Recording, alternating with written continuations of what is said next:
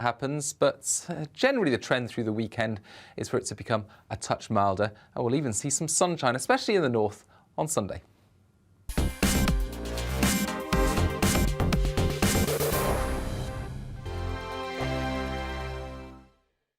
Hello there, I'm Eamon. And I'm Isabel. And you're watching the GB News digital stream across the United Kingdom. And around the world.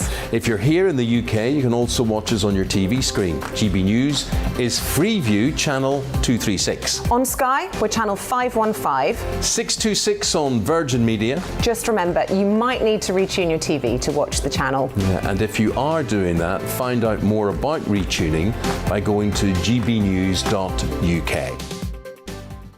Join my show Farage, 7 p.m. till 8 p.m. Monday through Thursday. And there you will get opinion, analysis, debate, and I'll cover stories that nobody else dares to touch. And then for the last 15 minutes, talking pints. We're over a drink. We have a civilized conversation with someone. We very often disagree, but we do it in a grown-up way. Come and join me on Farage.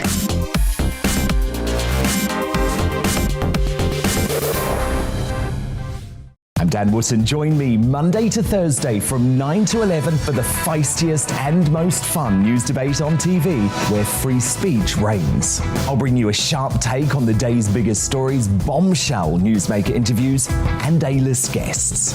And I guarantee you, no spin, no bias, no censorship, and no reason to go to bed. That's Dan Wootton tonight, Monday to Thursdays from 9 on GB News.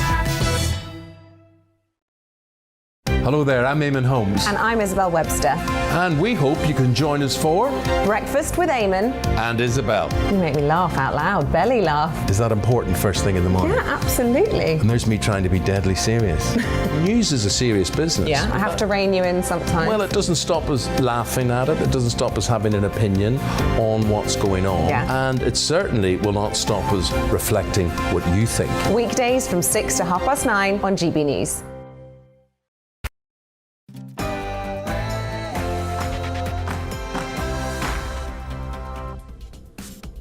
Hey, welcome along. I'm Mark Steyn, live on your telly and live on your wireless, according to your particular pleasure. If you'd rather get us by homing pigeon with the microfilm tucked under the left wing, that starts, let me see, next Wednesday. So just have to wait an extra couple of days for that.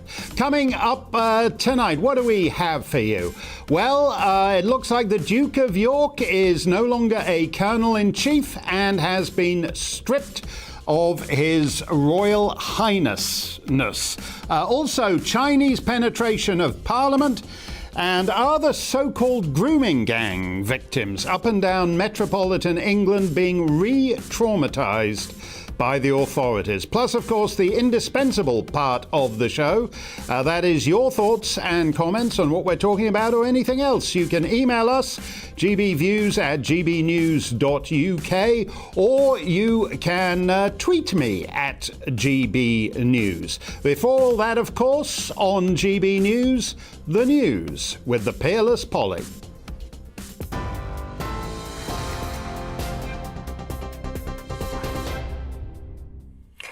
Mark Steyn, thank you. I'm Polly Middlehurst at GB News. The top stories this hour. Buckingham Palace has today announced the Duke of York's military affiliations and royal patronages have been returned to the Queen. Prince Andrew, who faces a civil lawsuit in the United States over allegations of sexual assault, is defending this case now as a private citizen.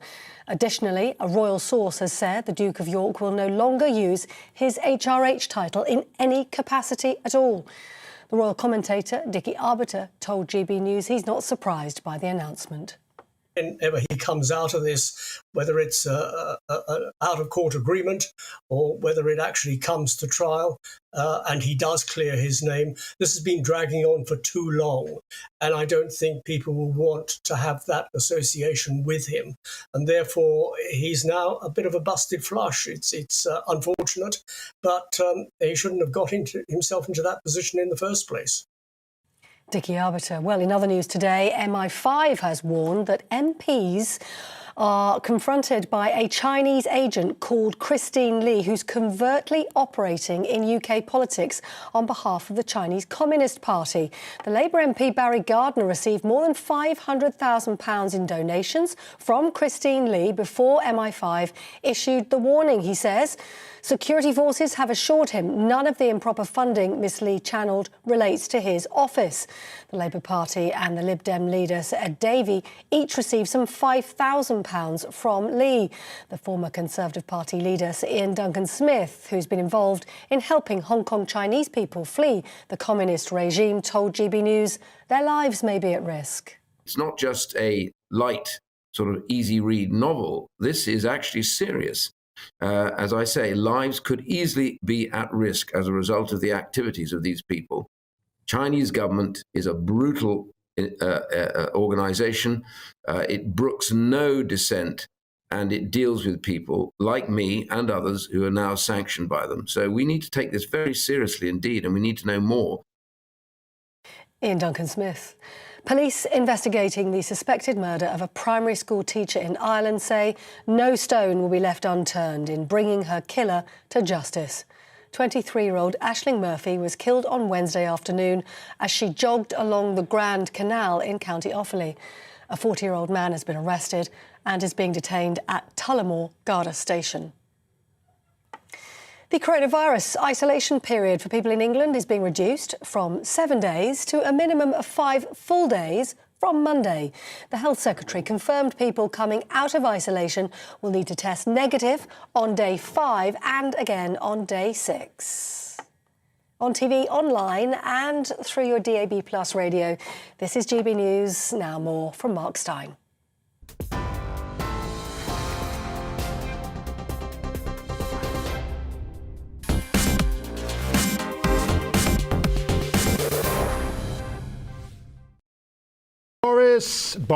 Boris, who do you want to plunge the dagger? Rishi, Liz, Penny, Mordaunt?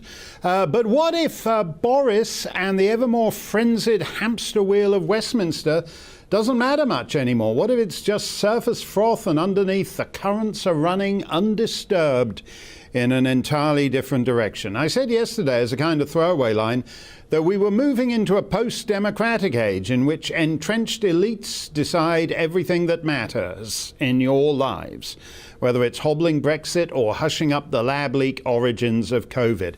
Even when we revile those elites, we tend to assume they're one of us, more or less snooty Highgate dinner party types with second homes in Tuscany or Provence, as the cliches have it. But there are all kinds of elites out there. Today, Ian Duncan-Smith revealed in the Commons that MI5 had informed the Speaker of the House that a Chinese government agent had been active at the Palace of Westminster, quote, working with a member of Parliament, obviously to subvert the processes here. It reminded me almost immediately of Eric Swalwell, the California congressman on the US House Intelligence Committee, who was penetrated by the Chinese honey trap Fang Fang. You only fang twice. Here's Mr. Swalwell in his best James Bond get-up. Oh yeah, there we are. Fang Fang was nothing if not diligent. The FBI got her on audio tape making out in an automobile with an elderly Midwestern mayor who couldn't quite understand why a comely young thing such as her had the hots for a decrepit wreck such as himself. And Fang Fang replied, "I have always wanted to improve my facility with the English tongue," which I believe is a line straight out of Roger Moore's 007 classic, The Spy Who Loved Me. Indeed, there's Roger Moore, rogering Moore as is his wont. Is this Chinese agent at Westminster another Fang Fang? Lord McFall, the Lord Speaker, identifies the lady as Christine Lee and says she was facilitating payments to serving and aspiring parliamentarians from China. One backbench Labour MP was given £500,000, which isn't chump change, and he employed Ms. Lee's son in his office until this morning, which is unusual. I would doubt you could find many British intelligence agents whose children are openly employed by Chinese politicians. But you shouldn't be surprised by that. China's bought up just about everything and everyone that matters around the planet. And even if it's only a mopping up operation, that eventually extends to British members of Parliament. China's snaffling up the Commonwealth country by country, from the Solomon Islands to Uganda to Antigua. It has the world's largest surface fleet. Like Russia, it's testing hypersonic weapons. That's space nukes in the common parlance. It's already been glimpsed at Washington's abandoned Bagram Air Base in Afghanistan, a war which America lost in as humiliating a way as possible, but which neither their politicians nor ghastly parade generals seem capable of digesting. The truth is, China may have taken over the world without firing a shot.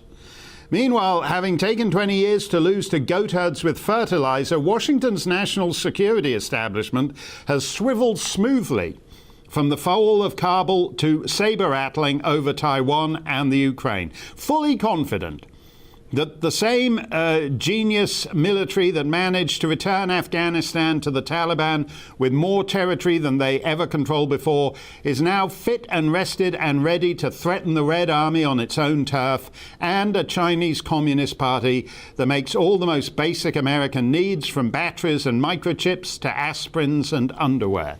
As to Ukraine, the Polish foreign minister says there's a greater risk of war in Europe than at any time in the last 30 years. As to the broader scene, Chairman Xi takes the long view that after a half-millennium aberration of Euro-Anglo-American domination, the planet is now returning to its rightful and natural masters. That is greatly assisted by their fang-like penetration of British businesses, British universities, and now the British Parliament. What do you reckon? Email me, gbviews@gbnews.uk, or tweet me at GBNews. Anthony Glees is a professor at the Centre for Security and Intelligence, and we are delighted he was able to join us. Before we get on to the specifics of this Westminster matter, let me ask you the big question here. Has China already won? Well, I don't think China has already won, no, but I think China is asserting itself in an aggressive way. And in fact, what I think is not that important is what our people who in charge of our security and intelligence community say. And people may remember that Xi, the chief of MI6, gave a very important talk at the Institute of International Strategic Studies in November, when he warned everybody in this country that the tectonic plates, as he put it, were shifting, and China had stopped being an adversary and was on its way to becoming a potential enemy. And he warned everybody in universities, but above all in industry and in the political processes and structures of our state, to be very, very wary of Chinese interference. And we know Taiwan is a potential flashpoint. There's not much we can do about Hong Kong. What we can do, I think we have done, but Ian Duncan Smith is actually quite right that his support for Chinese who want to leave Hong Kong and come and live in the United Kingdom in a free society, that their papers are marked. He knows their names and identities because they've communicated with him. And the idea that China has a spy running around in the Palace of Westminster is indeed, for some people, a life and death matter, though not, I think, for Sir Ian Duncan Smith himself. So this is a serious issue, undoubtedly, and it has got to do with the fact that China has stood up, as the Chinese put it, and that they are in a position to make the Asia Pacific, Africa, the Caribbean, their vassals. This is a real possibility as we move towards the future. Well, the amount of money they're spending in these places is quite incredible. The one that absolutely leapt out at me is they spent $1 billion in Antigua and Barbuda, a Commonwealth country that has 100,000 inhabitants. Now, obviously, the reason they're able to spend all this money subverting all these countries around the globe is because America principally decided to outsource its entire manufacturing to China and made them enormously wealthy. So we're in a situation where there are more billionaires. You know, Zuckerberg is a famous guy, the Facebook guy, but China actually has more billionaires than the rest of the planet combined. So that's a lot of money they have to spend. What is the way to push back on this? Because Oxford and Cambridge have just rolled over like puppies and are being cuddled by Chairman Xi. Well, I think the way to stop being rolled over, first of all, is to understand what's going on. Remember, this story is actually not that new. The Times newspaper established in 2017 that Mr. Gardner had been taking vast amounts of money from the Chinese. And of course, from Mr. Gardner's point of view, they like the color of his eyes. I think from the Chinese point of view, it was Mr. Gardner's special interest. Of course, a Corbynista sacked by the Sir Keir Starmer when he became leader of the Labour Party. But what Barry Gardner certainly knew about was nuclear energy in the United Kingdom and international trade.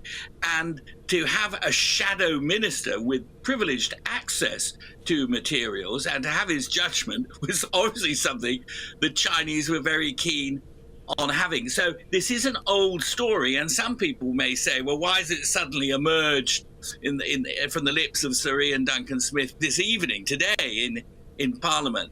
But I think the reason is that MI5 seem to have got very worried and sent the Speaker, Sir Lindsay Hoyle of Parliament, an interference alert to be communicated to all MPs, and I suspect should also be communicated to peers, because we have peers of the realm as well as MPs who are foolish enough to take Chinese money. And in this particular case, as you pointed out, Mrs. Lee's son worked until today in the parliamentary office of Barry Gardner, and that meant he had a Whitehall Westminster pass. He could meet people in the Palace of Westminster, and that is completely outrageous. But too many MPs of all parties, my own MP has taken Russian money in order to get elected, and they want this because it extends their influence and their control over us, but by peaceful means. Yeah. Since you've mentioned Russia, Russia seems to have also concluded from the debacle in Kabul 6 months ago now, that the American moment, America's 1950 moment, is over, and that there is a huge vacuum of power at the heart of the West, and that is advantageous not just to China, but also to other players such as the Iranians and the Russians. What do you think Putin's calculation of where the West stands is right now? Well, I certainly believe and have said Putin needs to be taught a lesson, and he needs to be taught a lesson by NATO, and he needs to be taught a lesson by the United States of America, because he will remind, and his policies at the moment will remind many people of the policies that Adolf Hitler pursued in 1938 and 1939, when he said bits of the Czechoslovak state were actually Germany's and he needed to have them, bits of Poland were Germany's and he needed to have them. And we tried to appease him in 1938, and that merely encouraged him, and a year later we were at war.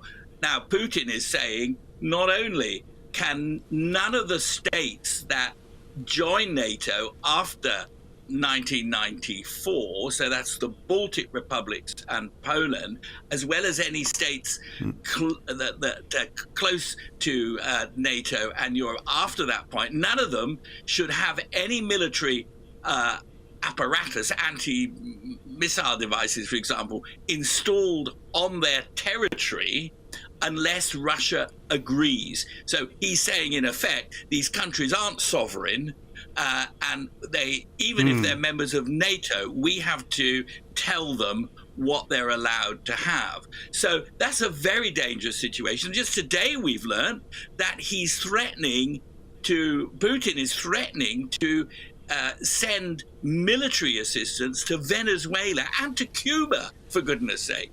So people like me who said, the Cold War isn't over, I think are being vindicated by what Putin is doing. And he needs a clear show of our power in the West in order to get him to retreat and withdraw. Well, Putin, if he were on the show, and I'd love it if he came on, but Putin would say, well, look, if Joe Biden's sitting in Washington and he wakes up one morning to find that Canada and the Bahamas have joined the Warsaw Pact, he'd be a little rattled by that. But more to the point, Putin here is making a calculation. He's making a basic calculation on the seriousness of the West. So that, for example, if you have NATO troops going in, and let's hope they don't, nobody wants a war, but let's say NATO troops did have to go in, would they fight that war under the Pentagon's useless generals? The whole American way of war doesn't look like much right now. Would they be able to actually do anything to Putin's Red Army? Well, what I would say is when Trump was president, he reversed all kinds of policies. He was confused, and he wasn't really very interested in foreign policy, in my opinion.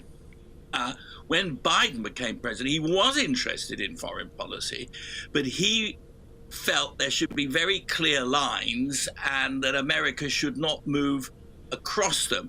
That's why we had the Afghanistan debacle.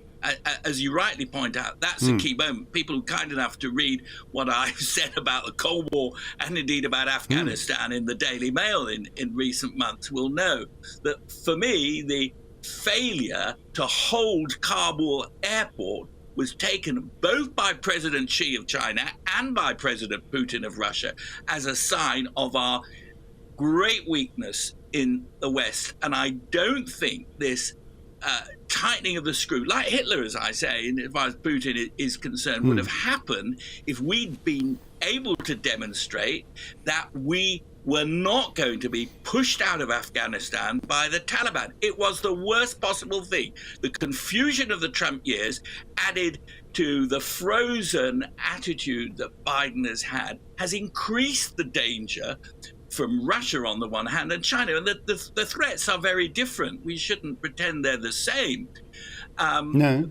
But in many ways, they are using the same tools to undermine and subvert us, interfering, meddling in our politics, meddling in American politics, trying to buy our politicians, trying to buy what our politicians know about, and rubbing their hands with glee if we appear to be weak. So the response is not to be weak, and the response is to put our people into Ukraine, because Putin may well be planning to invade Ukraine. But if they're NATO forces, even just a handful of forces, he will think twice. And that's really what we need to do with all these guys. We need to be very tough. We need to demonstrate our power, show that we won't be pushed around. And, now is not a good time to have this situation in the United Kingdom where we in particular, we have been a very strong member of NATO. We've contributed an enormous amount to it. We are a nuclear power. We have a permanent seat in the United Nations, and yet we are caught up in the internal in endless wranglings of the Conservative Party, which means that we have a weakened leader in this country, and that is very dangerous. Oh, no, you're right there. Boris Johnson makes a great soap opera character. Other than that, I'm not sure what his purpose is. And to reprise Donald Rumsfeld's great line from the 1970s, weakness is a provocation. And that is one reason why around the planet, whether it's Putin or Chairman Xi or the Ayatollahs in Iran, they are being provocative. Thank you for your take, Professor. Great to see you. Coming up, though, we'd like to know what you think of all this. You can email me, gbviews@gbnews.uk, and ask me anything for Stump the Steyn. That's at GBNews for you Twitter aficionados. We have Royal Correspondent Michael Cole on what could be a rough Jubilee year for the Queen, and one of the bravest women I've ever met, Sammy Woodhouse, all coming up.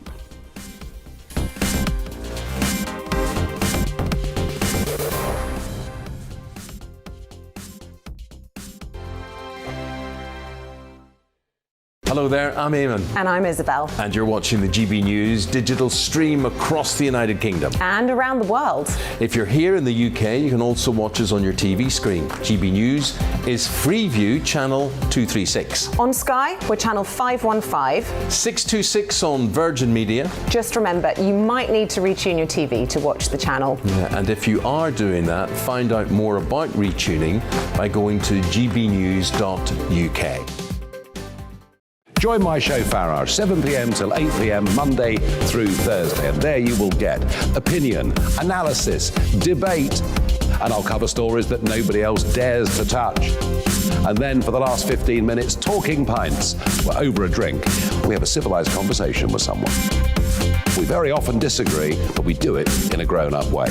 Come and join me on Farage.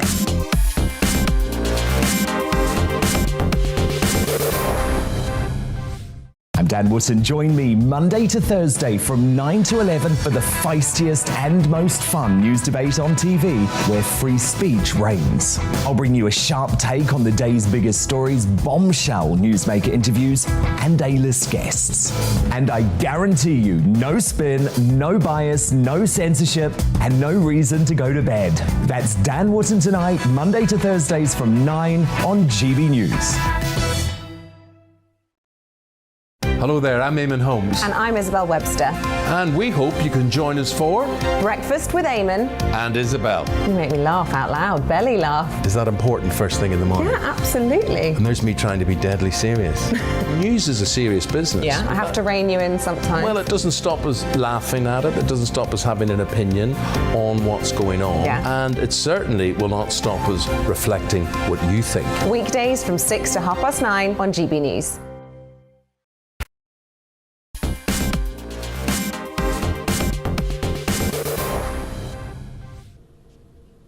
Mark Steyn on your TV and on your radio too, and entirely live on both media. You can set them up side by side, and that will be completely clear to you. Let's get straight to your comments. Dan says, China has already won. It has the freedom of the globe without a trace of any opposition. They know that Sleepy Joe won't take them on.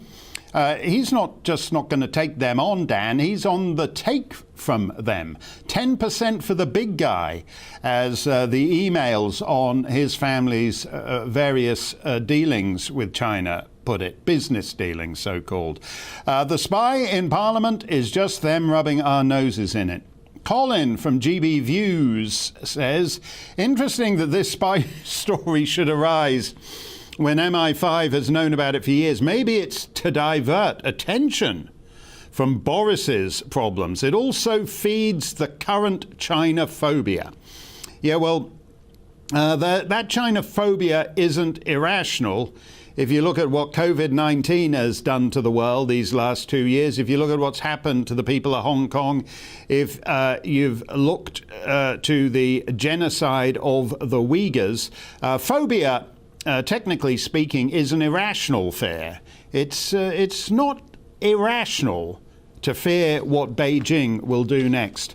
Jackie on email asks, do you think that as China has invested in various island groups and in strategic places, that there will be developments of airfields with a military capability in the future? Oh, I don't doubt it. You know, whether you're talking about the harbour, the port in Sri Lanka, on which they have a lease as long as the British lease was on Hong Kong, or whether you're looking at Entebbe Airport in Uganda, basically they're building, or even indeed certain ports in Africa now, they're building up basically infrastructure around the globe. They used to say that the Indian Ocean was a British lake. They used to say that the Pacific was an American lake. Both of those oceans these days are looking rather more like Chinese lakes. Stuart on GBNews says, what will the Labour Party say about this spying with Barry Gardiner and the Chinese? A little bit more serious than having a garden party, one thinks. You might very well think that, Stuart. But I would bet it's too difficult to understand. Oh, a Labour MP's taken £500,000 from a Chinese intelligence asset whose son he employed. Oh, that all sounds it's all a bit geopolitical and foreign for our taste. We'd much rather bash Boris Johnson over the head for quaffing. They always say that. Quaffing is a word you don't hear very often in a drinking context unless it's related to politicians breaching lockdown. Unless so, what would the tabloids rather talk about? Boris Johnson quaffing champagne, or a Labour MP being a wholly owned subsidiary of the Chinese Politburo. Not much competition there. Until late afternoon today, His Royal Highness the Duke of York... Oh, wait a minute. He's not a Royal Highness anymore, is he? He's given that one up. But until late afternoon, the Duke of York, non-Royal Highnesses, held various military positions around the Commonwealth, from Colonel-in-Chief of the Royal Highland Fusiliers of Canada to Colonel-in-Chief of the Royal New Zealand Army Logistic Regiment, the Duke of York's own. According to the Palace, he has now returned all his military affiliations and royal patronages of various worthy charities to the Queen. And this afternoon's very short statement ends very tersely. The Duke of York is defending this case as a private citizen.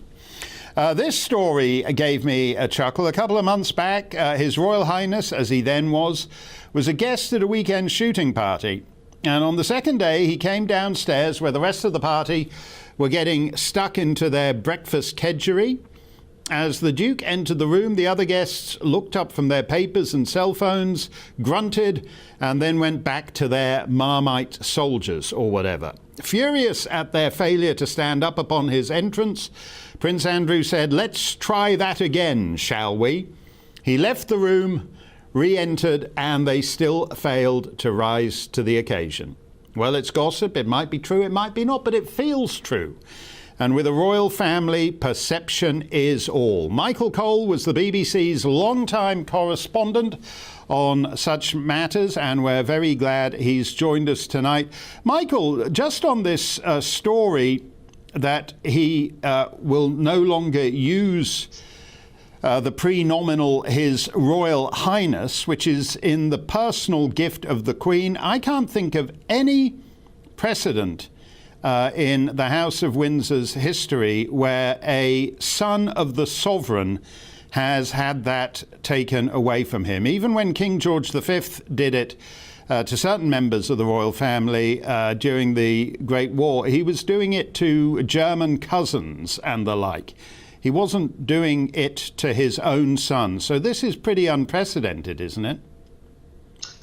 You're absolutely right, Mark. I can't think of another precedent, and we must remember that the California 2, Prince Harry and Meghan Markle, they do retain their honorific titles of their Royal Highnesses.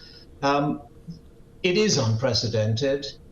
Even the Duke of Windsor retained throughout his life the title His Royal Highness, although it was denied to his wife Mrs. Simpson. She never received HRH, and he was bitter about that for the whole of his life.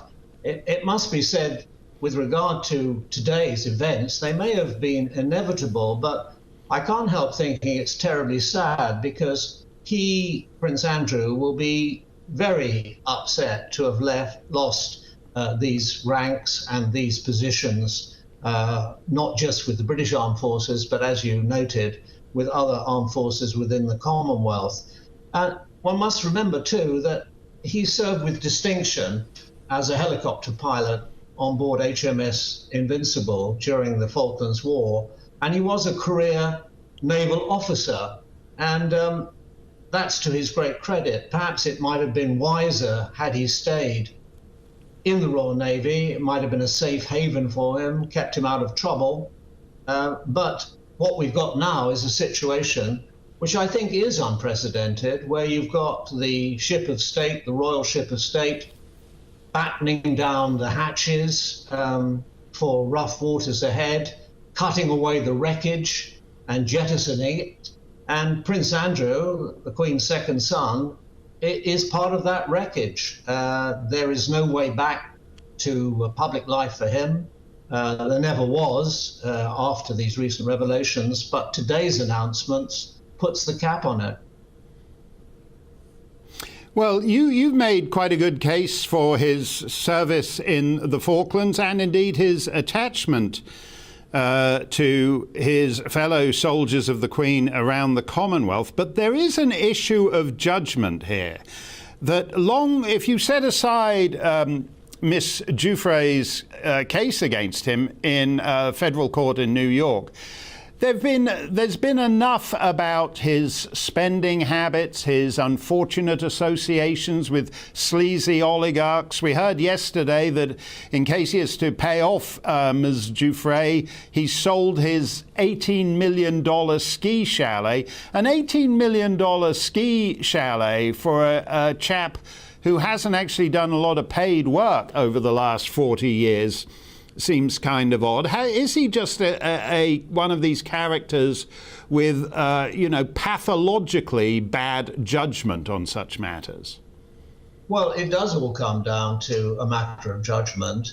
I must say that when I knew him, and I did the first ever interview with him and Sarah Ferguson on the day of their engagement, and I covered the wedding, and I went on their first trips abroad, and I've seen him over the years, over the decades, from time to time. I always found him, of the Queen's 4 children, the most approachable, amicable, and friendly sort of person. And you could only speak as you find in these matters. But I never mistook him for the sharpest knife in the box. And I think there have been failures of judgment, the most egregious of which was to continue his friendship with Jeffrey Epstein, even after Epstein, or Epstein, as whichever way he wants it, was convicted and was given a very soft sentence, but nevertheless was a convicted felon in Florida. Prince Andrew maintained that friendship with him, and he shouldn't have done. He should have run 100 miles away from him. And of course, that is the seed, the center, the essence of this problem. A man is often judged by the company he keeps. And in this case, it was not just one convicted felon, it was another one in the person of Ghislaine Maxwell, who was convicted in that court in New York. This is, of course, a civil case that he's facing against the former Virginia Roberts, now Mrs. Virginia Giuffre of Australia. And that is not something that's going to be punished by jail time. It's going to be punished by the payment of large sums of money from one person to another if it gets to that point. So this is a different matter, and this legal case, as you've intimated, has a long way to run. The Prince himself has always denied all the charges against him. Indeed, he has said in terms that he can't remember her and that he never met the lady. Now, in those circumstances, I think we're entitled to take the word of the Queen's second son contrary and until proven otherwise. That's an interesting way of putting it. A lot of people who are not perhaps as sympathetic as you, but understand that we have a big royal family. He started off as second in line to the throne. He's now ninth in line, which is not something anybody cares about. Not so long ago, second sons and the like would be Governor General of Canada and Australia, as the Duke of Connaught and the father of the present Duke of Gloucester were. No one quite seems to want him to do that job. So go ahead. No, as you say, he's cast into outer darkness from the royal family's point of view. The Duke of Windsor, as you rightly say, after his abdication, to get him out of the way, was made governor of the Bahamas during the Second World War. But he was never, ever allowed to live back in this country ever again. Quite clearly, what the important thing, and there was a family conference today of the Queen's children with Her Majesty the Queen, and they've agreed on a way ahead, one that damages, least of all, the Crown. There is nothing good in this whole situation. There is nothing happy about it. The case itself is an appalling one, and the Prince will have to confront it. I mean, so far, his tactics have been delay, deny, deflect, delay again, and then try to dodge the actual service of a subpoena. Now, we have really come to something where the Queen's second son cannot go to the United States, our most important ally, without being served with a subpoena.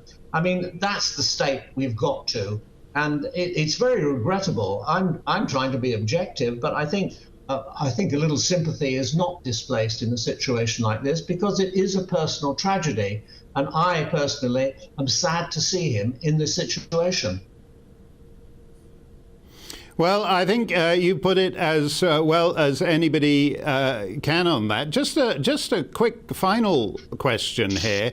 The palace acted because they don't want anything just scuttling. They don't want a blot on this unprecedented Platinum Jubilee observances, which are due to begin next month. Do you think it does threaten the Platinum Jubilations? No, I don't, because Her Majesty the Queen is tremendously popular. Politicians around the world would beg for the popularity that she enjoys on an almost daily basis. She's had her problems over the years, but she's now in the triumphant final years of her life, and she could not be more popular. Rather like Queen Victoria in her Golden Jubilee, people were running along beside her carriage shouting, "Long live the Queen." And she wrote in her diary, she was surprised. I didn't know they loved me so much. Well, the Queen is in that position. That will not be dented. But it is a cloud, and there's no doubt about it. And what they've tried to do, to use another analogy, they've circled the wagons and said, what can we do to mitigate the situation as much as we possibly can? The court case will take its own course. The Duke has many or several legal options, none of them terribly attractive. But first of all, I mean, for instance, does the court have jurisdiction? He lives in this country. Mrs. Giuffre has lived for many years, or several years anyway, in Australia. Does the court in Manhattan have the authority to decide on a case like this, or should it be brought somewhere else, maybe Western Australia? Well, the New York judge seems eager to take it, and says he's going to hold the trial before the end of the year. So that window is closing for the Duke of York. But thank you for that, Michael, and I hope you're right about the Platinum Jubilee. Straight ahead, is the British state still re-traumatising the victims of so-called grooming gangs? Sammy Woodhouse joins me. Plus, Stump the Stein. Ask me anything you want. Tweet me at GBNews. But don't touch that dial, because we're coming right back. Coming up on Dan Wootton Tonight. Has the BBC gone so woke it risks driving away its formerly loyal staff? Radio 4 presenter Nigel Rees, who quit the corporation after 46 years due to its political correctness, is finally free of the shackles of Auntie and telling all. Why is Mark Drake for getting away with continuing to force the UK's most extreme COVID restrictions on the Welsh people? Political commentator Richard Taylor takes a stand for his home nation. Plus, iconic US journalist Megyn Kelly gives the stateside view on some of the week's biggest headlines. GB News host Mark Dolan is let loose, and I break down some of the stories of the day with my superstar panel. The conservative commentator Dominique Samuels, the hospitality champion and social media sensation Adam Brooks, and the journalist and author Amy Nicole. That's Dan Wootton tonight, Monday to Thursday from 9 p.m. till 11 p.m. on GB News.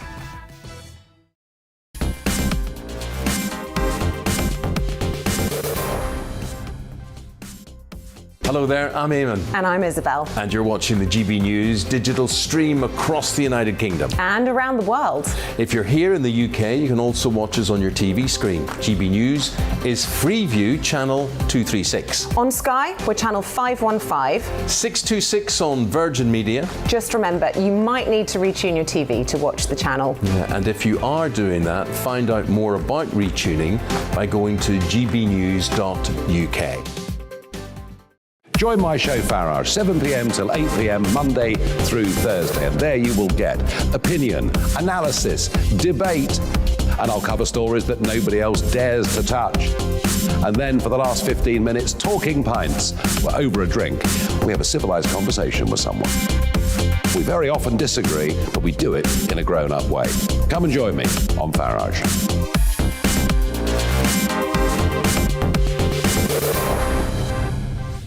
I'm Dan Wootton. Join me Monday to Thursday from 9 to 11 for the feistiest and most fun news debate on TV, where free speech reigns. I'll bring you a sharp take on the day's biggest stories, bombshell newsmaker interviews, and A-list guests. And I guarantee you, no spin, no bias, no censorship, and no reason to go to bed.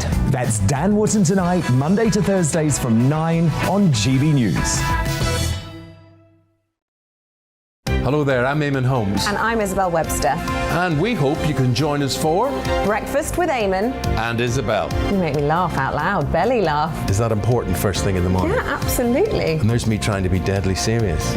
News is a serious business. Yeah, I have to rein you in sometimes. Well, it doesn't stop us laughing at it. It doesn't stop us having an opinion on what's going on. Yeah. And it certainly will not stop us reflecting what you think. Weekdays from 6 to 9:30 on GB News.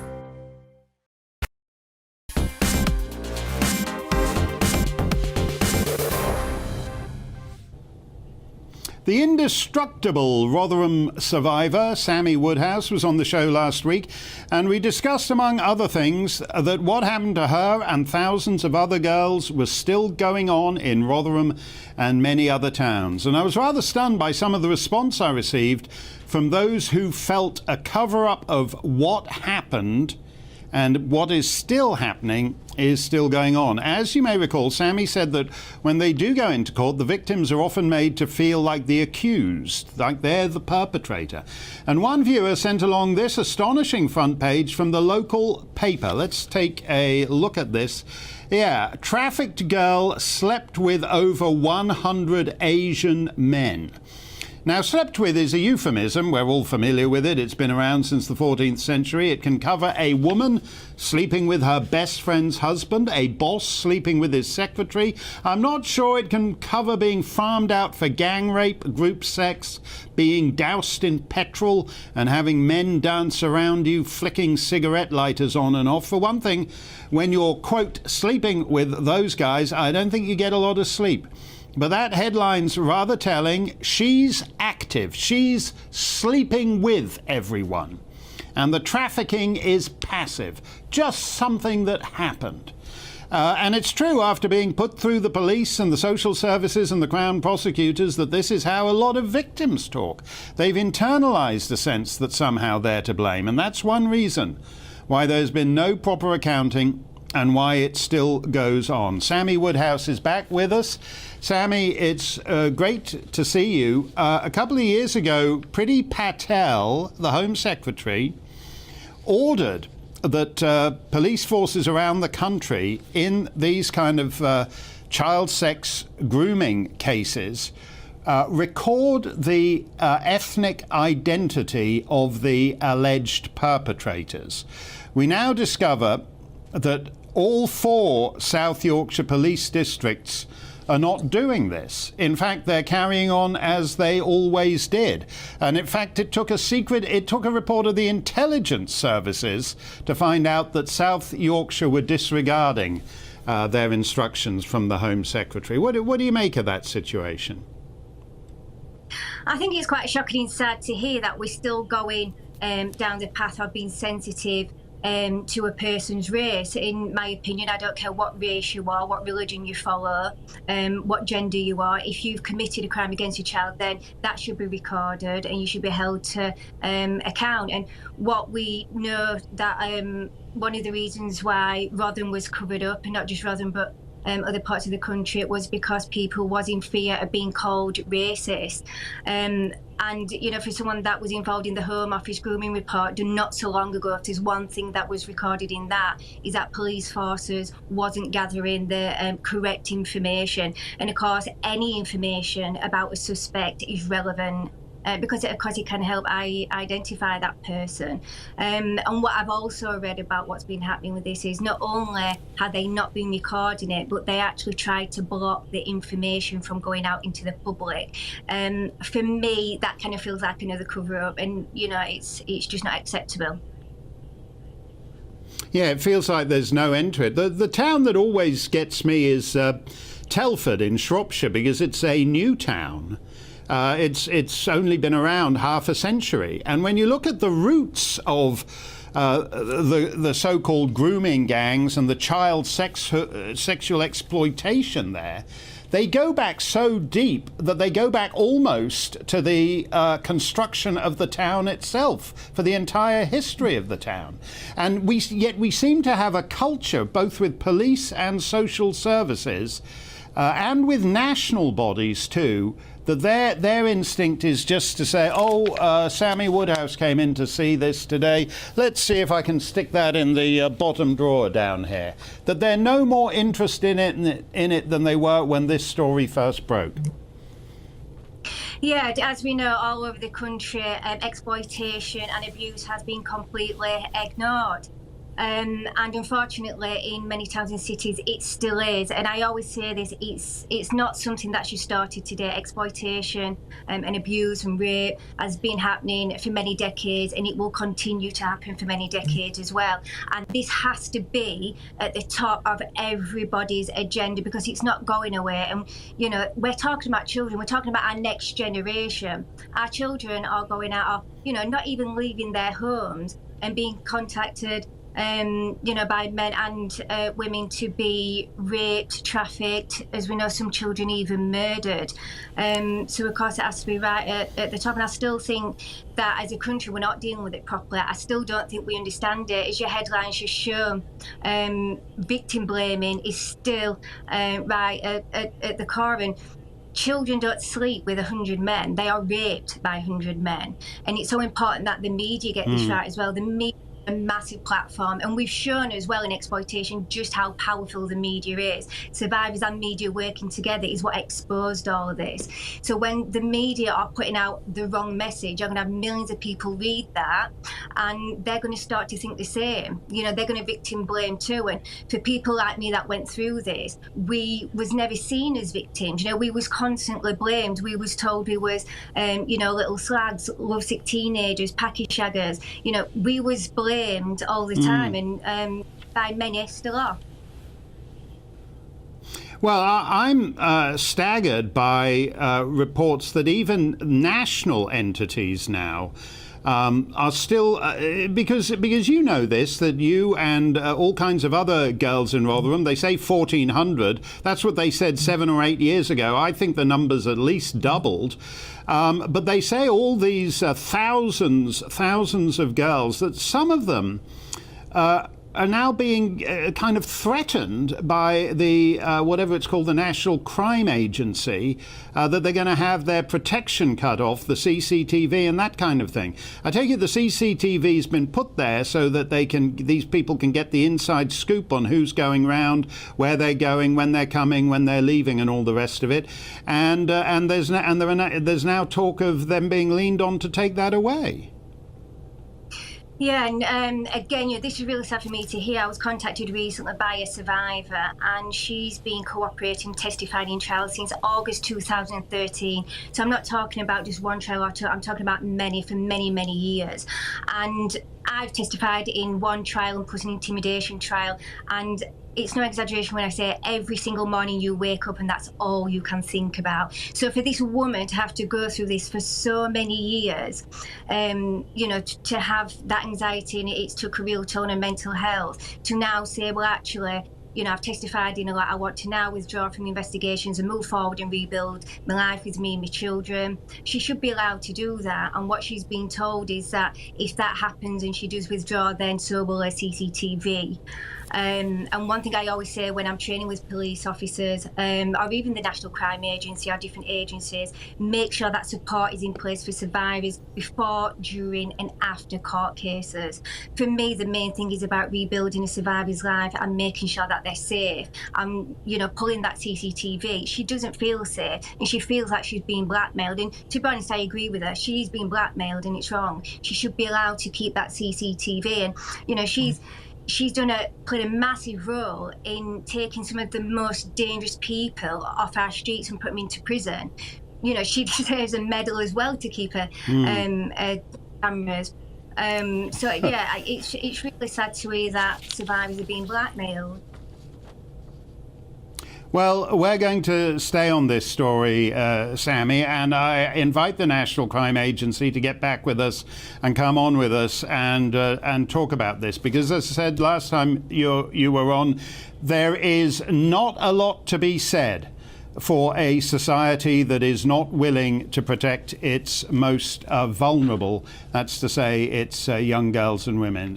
Sammy Woodhouse, thank you very much. Glad you could join us as always. Let's get to a few more of your comments. Andrew from Twitter says, should the Traitors Gate be renamed Barry Gardner's Gate after the Labour MP compromised by a Chinese intelligence asset? Really, they should probably just have a rotating system where they change the name of that thing every week or every month. Excellent program, says Steve on Twitter, but why the pre-57 Canadian ensign? I've done this so often. I like it with the green maple leaves, and I like it with the full-breasted colleen on the Irish harp. So I don't like the post-1970. Never mind the Queen stripping the Duke of York of his royal titles, Steve. For me, the problem is that in 1957, by letters patent, Her Majesty took the bare breasts off the Canadian flag. And bare breasts are essential to any national flag. Thank you very much for joining me this past fortnight. As I said, I think a week ago last Monday, this is a temporary booking. So I'm just here for a fortnight, and the fortnight is now up, so don't think I've flounced off in a big huff as Andrew Neil did. This is what I was booked for.